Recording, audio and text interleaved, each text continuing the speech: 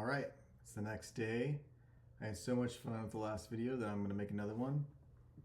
I had 3 viewers on my last video since last night, so that's a pretty big accomplishment. I think 2 of them were me and 1 was my friend Nate.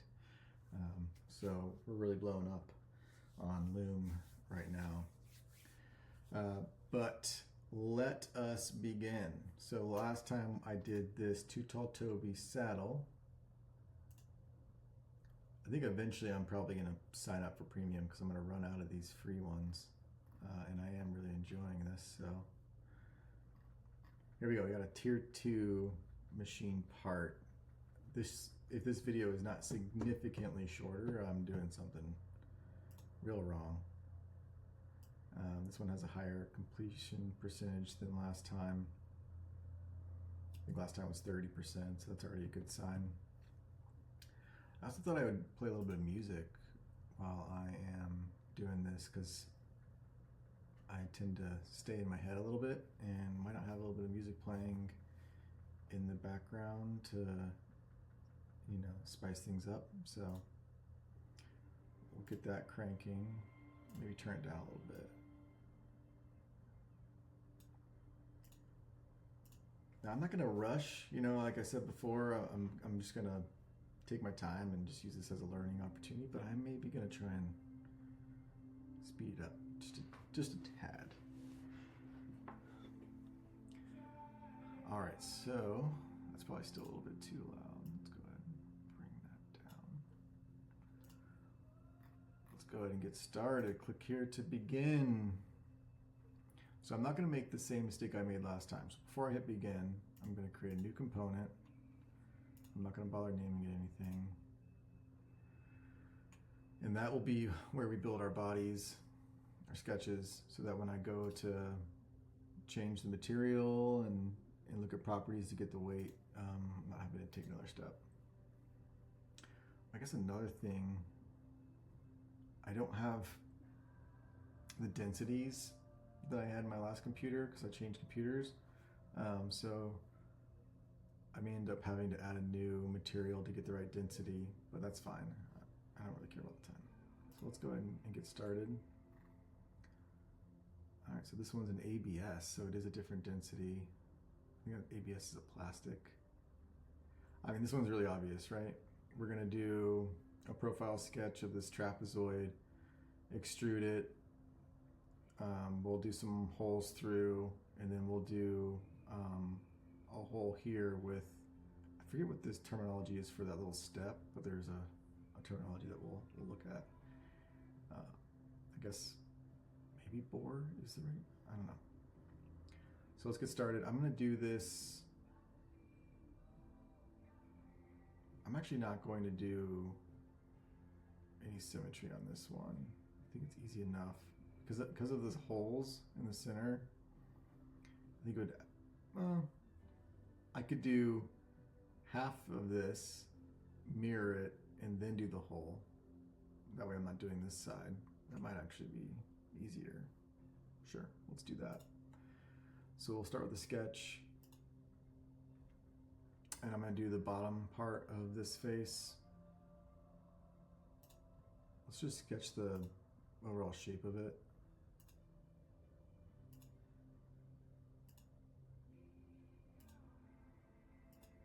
There you go.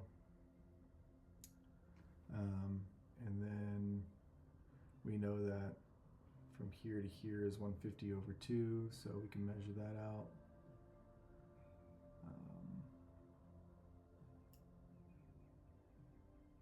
gonna make this slightly bigger so that some of these things just show up. So 150/2. And then we know that this is 11, so we'll measure that out. Oh, I picked a really intense song, didn't I? We know the height of this is 40.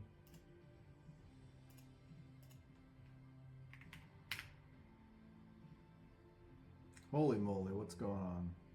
Settle down there, cowboy. Let's bring you over. And then we know this is 50, so we'll go ahead and measure that.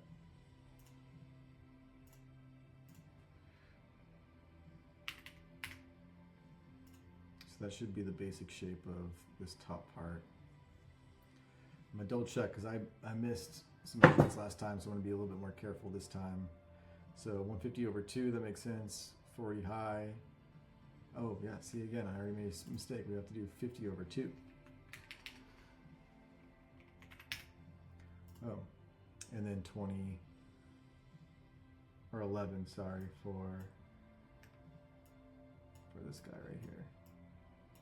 That's a little hard to see. That's probably good enough. All right, so I think that's ready to extrude and mirror. So we can do E. And this thing is 33. So let's change that to 33. Good to go. And then all we need now is to mirror this thing. So select that, select our mirror plane, which should be this guy. Boom, good to go. Now we'll do the holes, which I think again will be, I probably could have done, let's do the hole before I mirror actually. So I'm gonna go back into the sketch. And then let's just do a random hole. We can measure everything afterwards. Hole is 6 millimeters. Whoops. It's a through hole. And it is 20 high.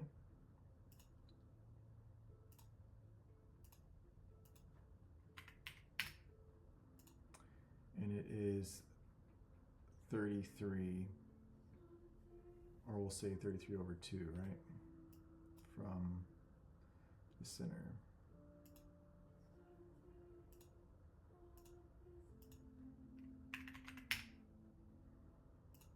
Good to go. So I think we can go ahead and extrude that. I'm going to go this direction, and we're going to say to object, select the other side, and that's good to go. I actually could have like rewound down here instead of just undoing my mirror, but whatever. So we'll mirror this, select our plane, easy peasy. Okay, now we just need to do the whole. And it's a through hole with the 12 and then a 22 on the top. I'm assuming it's dead center, so I think the easiest way to do it, I don't know if this would actually help me select the dead center. It probably won't. So what I'll do is do a sketch.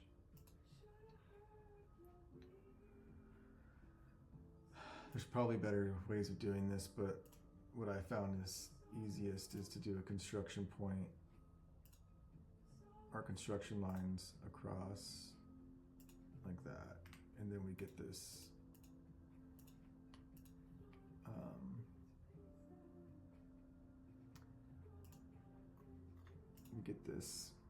center point that we can use, I think.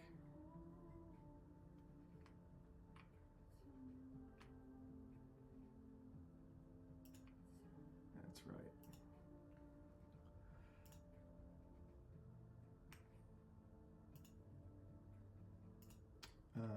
And we want that to be 22.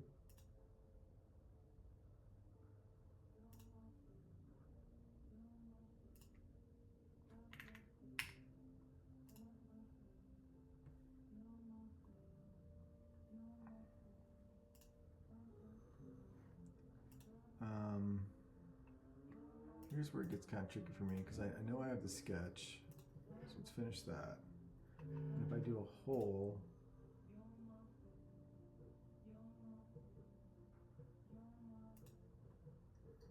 one sketch point selected, so let's do this, create hole.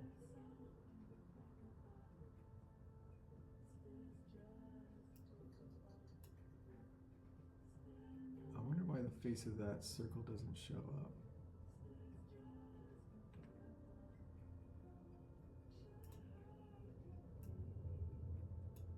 Oh well, okay. So we want this to be 25,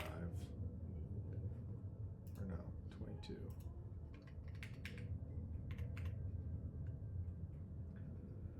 And then, yeah, you can do a counterbore, that's what it's called. So I can say how deep I want the overall thing to be, which we want to be all the way through. So I would go ahead and select this bottom. And then the distance down to the counterbore usually tells you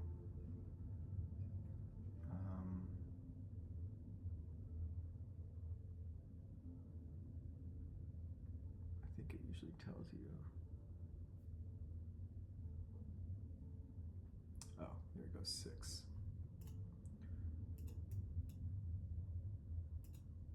This should be 22. This is 6.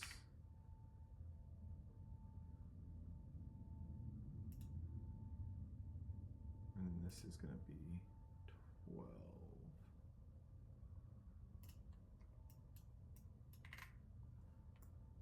Did I get that right?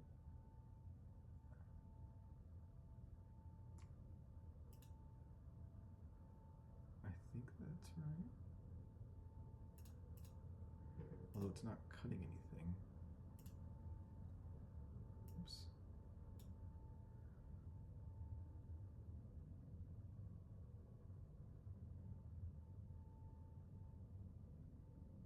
I think that's right. Oh, what's going on? Diameter is the same or smaller than the hole diameter.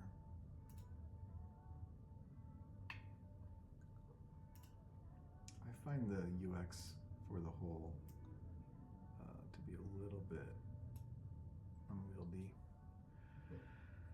So we're gonna do a counterbore hole. It's a flat hole. Simple. Distance, I'll just do all for simplicity. We're saying this is 22. It goes down 6. And this is 12.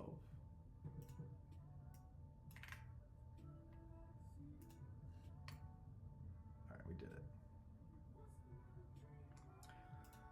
Alright, now I have to add a new material because I don't have ABS. So I'll go to manage materials. I can search for ABS. Yeah, so I'll go ahead and add to favorites. And then inside my favorites, I'm going to duplicate and rename. Oh, I keep doing that. I did that last time. We're going to rename this to just ABS with a too tall Toby marker. And I'll edit the density to 1.02.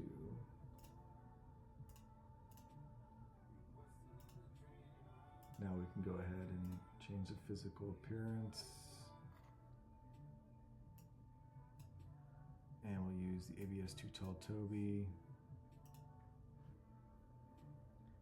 And then we just gotta close this. Oh boy. Close this out. Right click this, go to properties.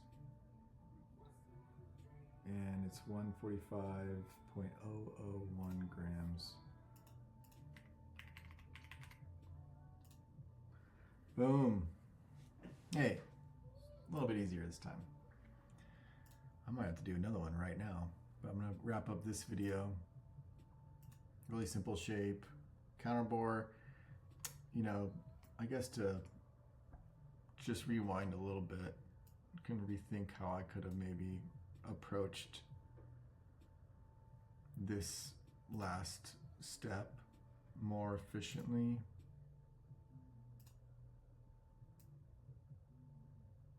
Oh, it looks like the hole does want to go to the center of this face without any of the construction lines, so that would have easily shaved off some time right there.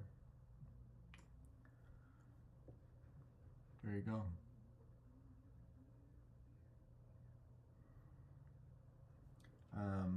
Now let's see if I did want it, like I'm just stubborn and I did want to use this sketch and use this circle that I drew.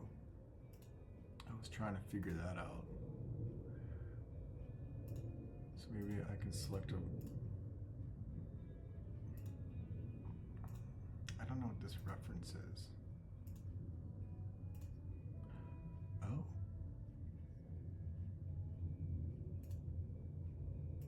Okay. So I can just click different points on the face. Now that's interesting. That means that the construction lines I did were helpful. Now the question is there a way I could have done this sketch and gotten to the center point without these construction lines a lot faster?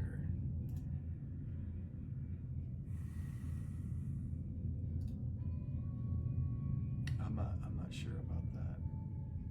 I suppose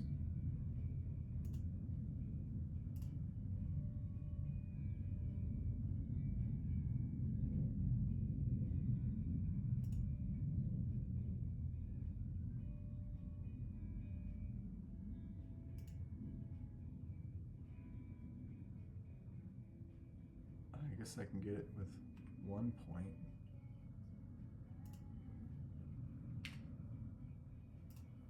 But I digress. If I had just done this, it would have snapped right to the center for me. So, all right, that concludes the video. My time was 12 minutes, 11 seconds in Fusion. On to the next.